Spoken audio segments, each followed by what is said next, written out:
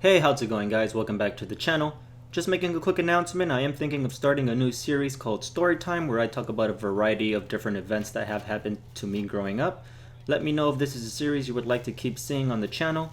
Also, if you are not following me on my social medias, make sure to go follow, as that is where I will keep you guys updated on new videos I'm working on, as well as staying connected with you all.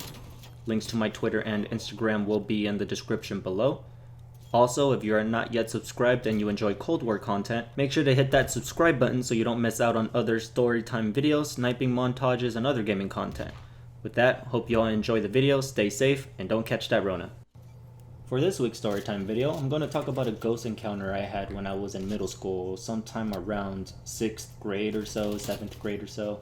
Just as a quick backstory, I live in a haunted house, but it's not one of those haunted houses where you see a bunch of things getting thrown from the wall and evil spirits, goblins, and whatnot. It's one of those haunted houses where you sense a spirit, but it's not something you would experience out of like a paranormal movie, for example. Yeah, you do hear little things here and there. You see like a shadowy figure walk by the hallway every now and then, but you're not scared. It's really hard to explain. You almost have to be there to experience it to truly know that feeling I'm talking about. But yeah, so that's the quick backstory to this overall story. So growing up, my parents gave me a prepaid phone. They gave me a Go phone. If you guys are old enough to know what a Go phone was, it was pretty much, a pretty simple, very small prepaid phone. You buy a card with X amount of numbers and text messages on there, and you do that, by monthly or whatever. So I had one of those growing up. And back in the day, there was also a thing where if you made phone calls past like 9 p.m., you wouldn't get charged those minutes.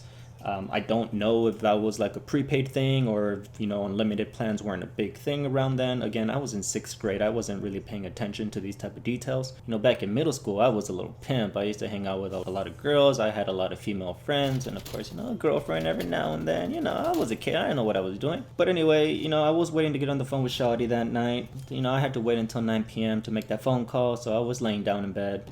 And my room at the time was right next to the front door of the house. I started hearing almost like the sound of somebody running their fingernails across the window, but like very faintly. It was almost like I could barely make out what it was, but it was there, right? So of course I'm trying to ignore it. I'm not trying to pay too much attention to it. So after a while, the noise stops, and I totally forget about it. 9 p.m. hits, I get on the phone with Shawty, start talking, hey, what happened at school in the morning? Hey, man, you're looking beautiful today. The occasional 6th grade things. And as the night keeps going, I keep hearing that noise again.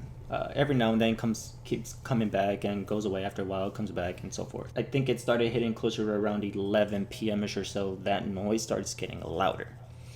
And eventually it turns from a scratching noise almost to like a knocking noise, like if somebody's knocking outside my window, right? So I get up, I look outside my window, I don't see anybody, of course, just a black street, cars right in front of the street. So I lay back down, again, try to ignore it, keep talking to Shawty, and eventually it keeps getting louder. And at this point, I'm getting like irritated. I'm like, what's going on? I get back up, I grab a flashlight, because at that time I had a Go phone, right? So my Go phone didn't have a flashlight like most modern day smartphones. So I grab a flashlight I had right next to my bed, shine it outside my window. There was nothing there. So I lay back down and I'm telling Shawty, what I'm hearing, what's happening. And of course she's on the other end of the phone, all scared and whatnot. Oh my God, please, I don't know what's going on. Oh my God, I'm so scared. Oh my God, don't do anything crazy. Things like that. So anyways, eventually we change the conversation and some time passes. I think it's getting closer to about midnight at this point. And the noise starts moving from my bedroom window over to the front door of the house. Again, my room is right next to the front door of the house, right? It's like the first room when you walk into the home.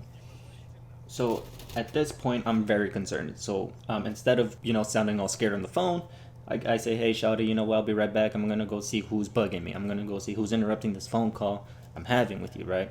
So I get up, 12-year-old me, thinking I'm all big and tough, right? I get up in my boxers, chest out, I'm getting big on them, I'm looking like Larry from SpongeBob. Go out the front door, look to my left, look to my right, there's nobody there.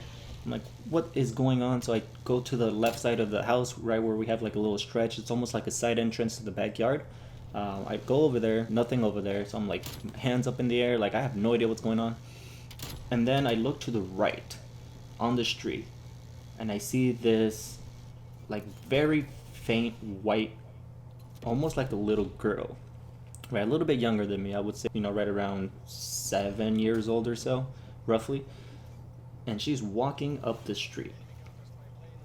And in my head, I'm thinking, what's a little girl doing out at, I believe, what's midnight at this point? So I start getting closer, right? I start walking, faintly say, hey, are you okay? Type of thing. She keeps walking. At this point, I should have said, screw all this. I'm going to go back in the room. I should tell Shawty, I done seen some things. I'm going to hang up. I'm going to pray. I'm going to do all these things, right?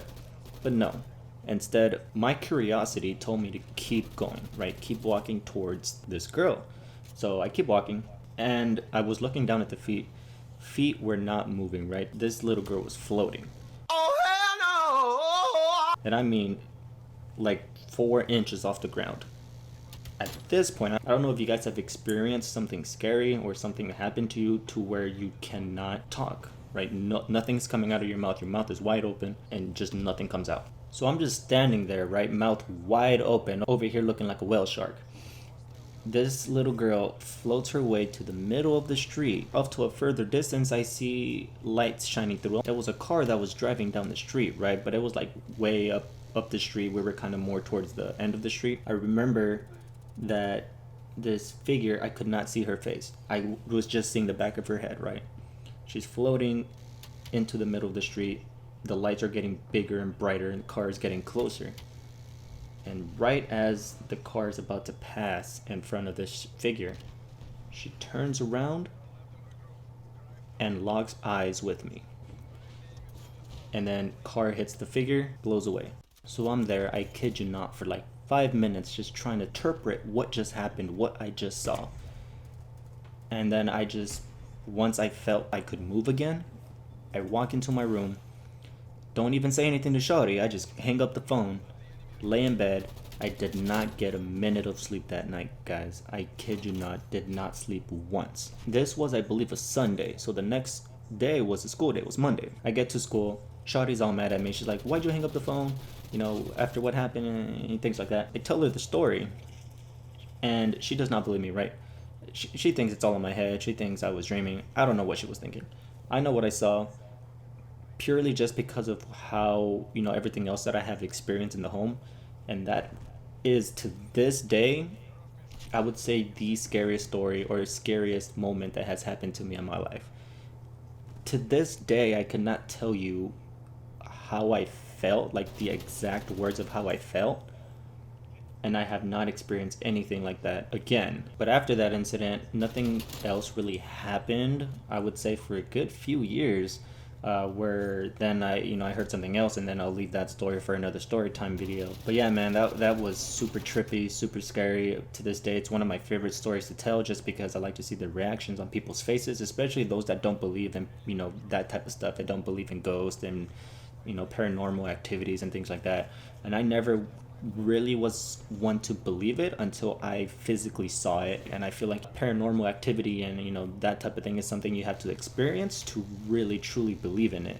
I've always been one of those people that I don't believe in anything I can't see, and man, let me tell you, I started believing after that night, boy. Oh my god, I was so scared.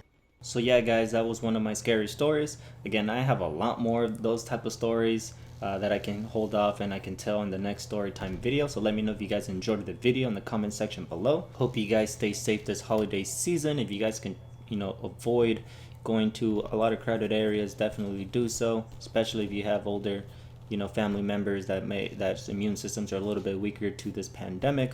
Definitely keep them in mind before you start making any plans. Stay safe, guys. Stay in. Have a great holidays. Enjoy the rest of your guys' day. See you guys in the next video. I turn off the lights, I got off the wire.